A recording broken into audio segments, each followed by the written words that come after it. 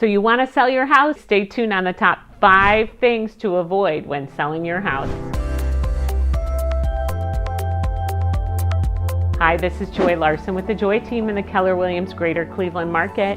Thanks for joining me today. Today's all about you sellers. I'm excited for you. It is the spring 2021 market, and this is a great time to sell. But there are 5 different mistakes that people make as a seller. But let's just dive right in and start with number 1. The first biggest mistake is the seller does not prepare their home well. This is all about staging.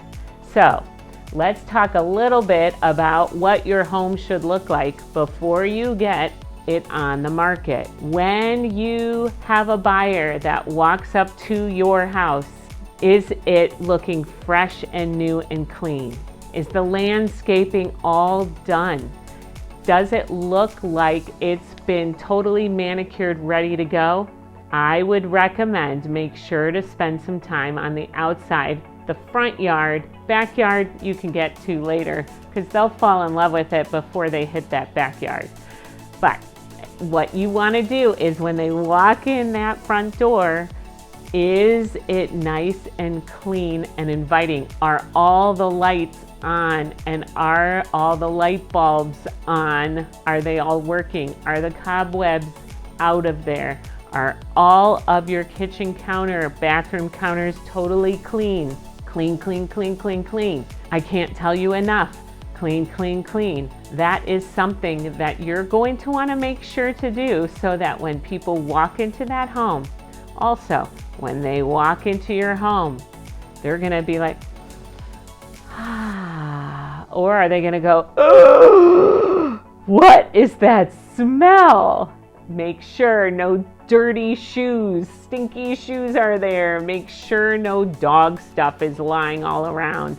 Make sure your dog, I recommend you get it out of the crate and out of the house. Get the crate out as well. I want you to make sure that it smells like there is no animal in the house. There is no smoke in the house because it's their home now, not yours. Remember, the whole thing about staging is to make it the buyer's home because you want to go to your next destination for the most amount of money, right?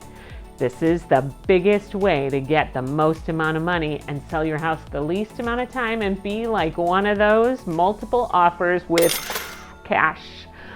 All right, watch my staging video for more tips on that one. Let's go to number 2. Number 2, the biggest mistake is the seller does not price it right.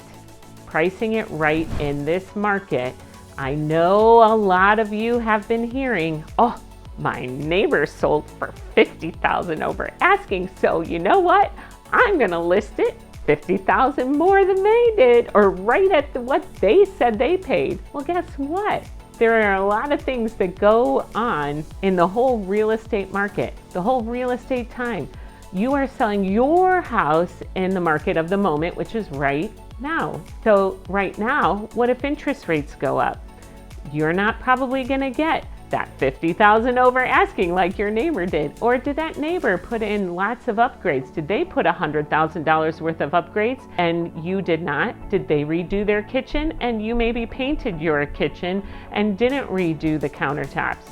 So all of those things go into play when pricing it right. Make sure to check out that video on pricing it right so that you can know what to put your price at, and you can text me and my team and we can come in and help you as well. Number 3, one of the biggest mistakes that sellers make is they get too emotionally involved.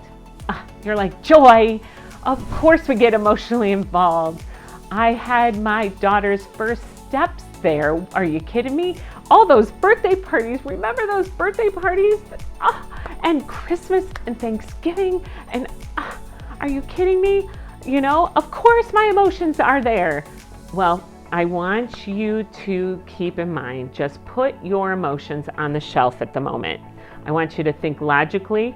You're going to have to think without the emotions when you sell your house because there's just a lot of things that go on And you don't want all your emotions coming in and playing into that, because it makes it all too crazy for you.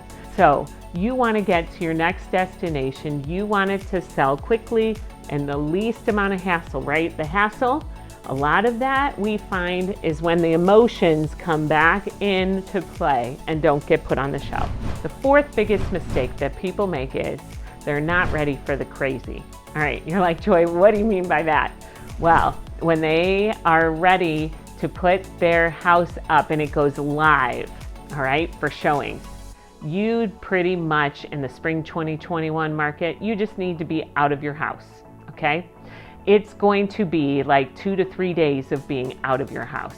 Plan on being gone. Go to somebody's house, go to your mom's, go to your in-laws, well, your mother, and maybe not that, but maybe go on vacation, do something fun. Just get out of there, because you want to make sure that you get as many people through as possible, because that one person that you maybe didn't get into the house because you said, they are asking me 30 minutes before, there is no way I'm getting out of the house. And you set your foot down. Well, what if that was the person, if I were to tell you they were gonna be your cash offer, give you $50,000 over asking, you would probably let them into your house. So just get out of the house. Have your friend watch your dog for the 3 days, because those poor animals, those cats, get them out of the house for 3 days. Find a place, because otherwise, or you'll be living in your car, do whatever it takes to make sure availability is the key, because it is crazy, and 72 hours, you will be out, especially when you first go on the market. All right, here's the number 5. The fifth mistake is that the seller isn't prepared for a plan B, C, or D. What I mean by this is, let's just say that somebody comes in with a cash offer and they say, if you can be out in 2 weeks, I'll give you $50,000 over asking. And I know it might not appraise, but I don't need an appraisal, Mr. and Mrs. Seller. But I need you out in 2 weeks. Would you do that? Do you have a plan B? I would start thinking about plan Bs ahead of time, so that if it does happen, you're ready. Such as store your stuff in a pod. The pods have been a fabulous thing because you can pack it all up. It just goes away to Never Never Land. And then look, you find a home of your dreams and plop, there comes your furniture. So you don't have to take it and go to find it, put it in storage, then have to take it again and move it again.